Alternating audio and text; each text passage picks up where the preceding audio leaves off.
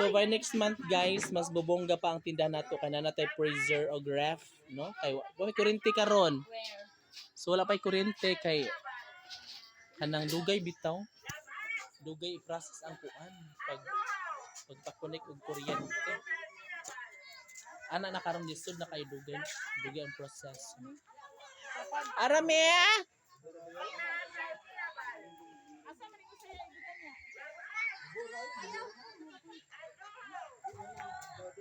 Siksi kay mong tindira guys, uy.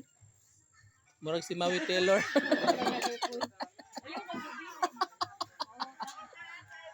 Maui Taylor ng relocation site, oh.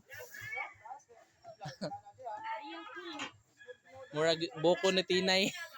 Kaila ka na buko ni Tinay.